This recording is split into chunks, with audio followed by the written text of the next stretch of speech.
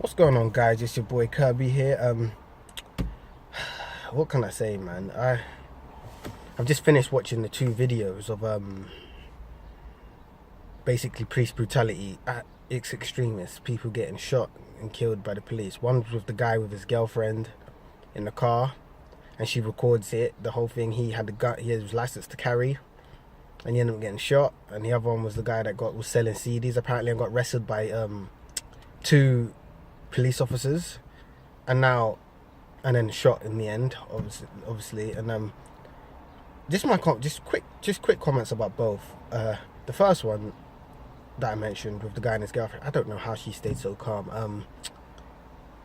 I don't think I could have done it like that. I don't even know if I could have recorded it. If my loved one's just been shot, I would have had to apply pressure to the wounds. I would have to think of something to prolong their life. I don't know if my number one priority would have been making sure the proof is there. The first thing I would think about is the safety of my partner, but I'm not in the situation, so I can't judge. I'm just telling what came to my mind. The second video, listen, that looks sad, man. I didn't see that much of it. Maybe I just saw a little clip. He looked sad, man. He was practically detained, and then shots went off. I don't get it. But yeah, watching them videos, like, I'm not gonna lie, that it got me emotional. I could see what it brought out in me. It brought out negative feelings, hatred. Like, I got mad. It made me get mad watching them videos. But whenever I get feelings of rage and all that, I sit back and I think, okay, how do I go about doing something now? Basically, guy, there's lots of suggestions floating around there. Someone says, oh, we got to kill them. We got to fight back, man. They take our people like flies. We got when they start dying, they're gonna feel it and they'll stop doing it. Kill the police. We got to shoot them. Do you know what I mean? It's like so much hatred towards them. I hate them. Listen, they hate us. They're racist. They hate the black people. They hate. Listen, I'm gonna say this: evil has no color. Evil has no color. Evil is its own color. I would say it like that.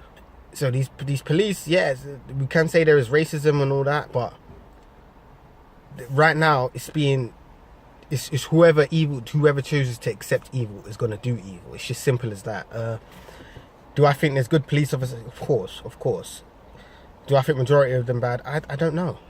Honestly don't know. I know some of them are bad. I know, do you know what I mean? I can't say majority. I don't know the numbers. I don't know statistics. I'm not going to speak like that. But I'm just trying to say we're getting out of pocket when we're talking about starting wars and causing violence. I do not believe violence is the answer. I do not believe it's a black and white thing.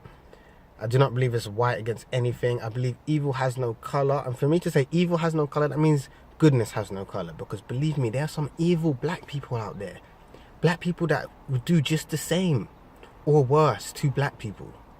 Do you see what I'm saying? So what do we do with them people that have been doing it for longer? I truly believe there's two sides. The oppressed and the oppressors. The ones that are oppressed and the ones that are oppressed. Me personally, I'm for Black Lives Matter because they seem to be fighting for the oppressed. I don't agree with their methods, but I'm on whatever side the oppressed is. Now, if the situation flips and black people enslaved white people and they were at the top of their oppression, believe me, I would be with the white people.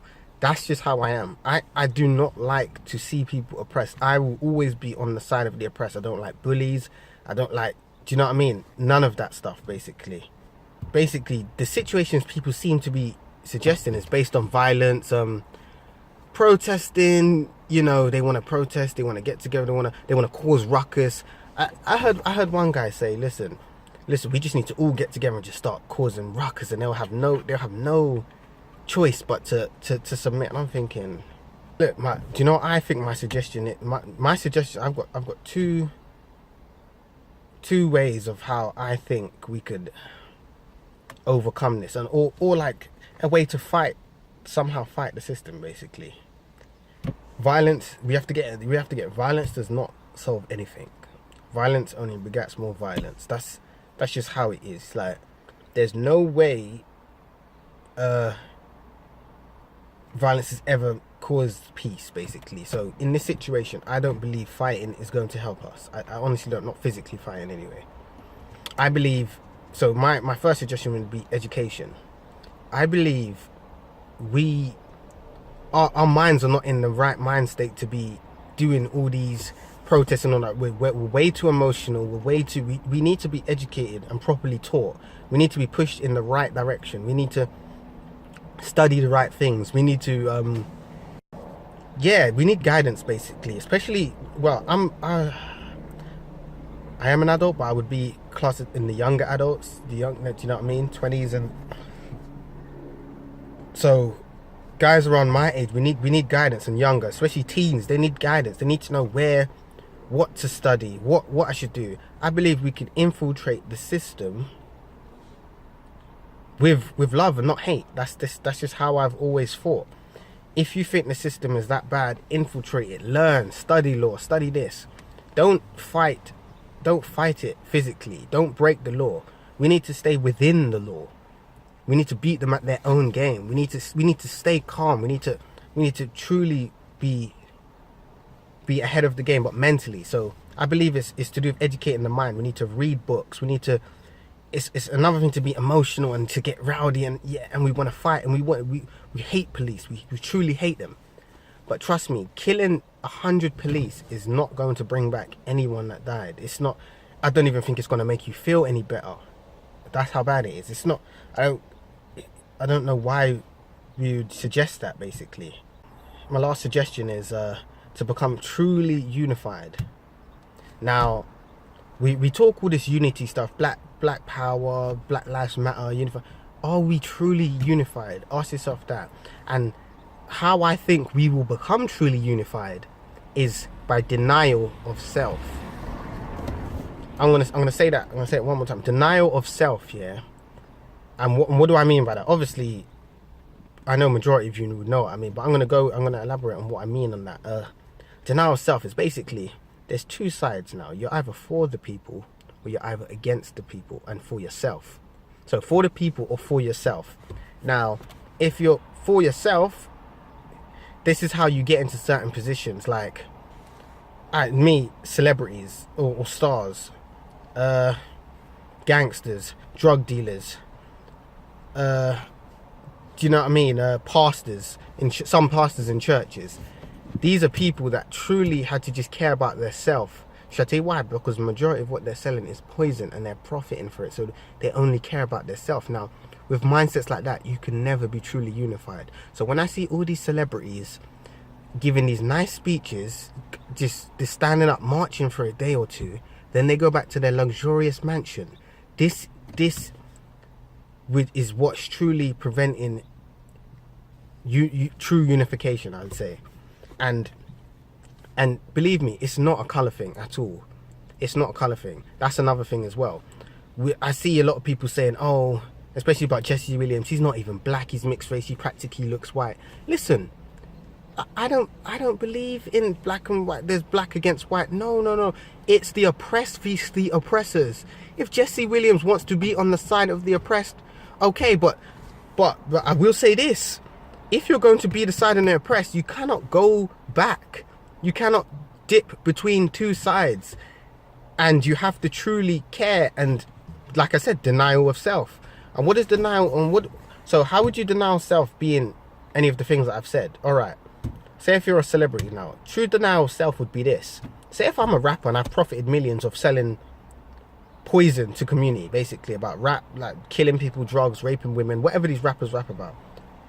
Denial of self would be, listen, I'm going to refute all my music now. I'm going to warn people away from listening to any of my old songs. I am not like that anymore. I want to truly unify and uplift my people. Guys, do not listen to that filth no more.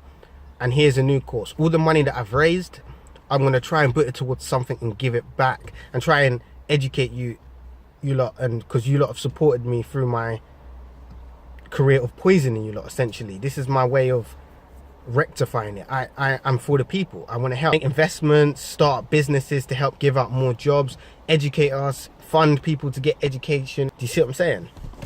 What about a pastor? A pastor denying self would be like, listen, I'm actually going to teach you lot about the Bible, because I believe they're simply there to teach a watered down version of the Bible to keep people at a low level, just like, so it's like story time basically. Going to some churches like story time.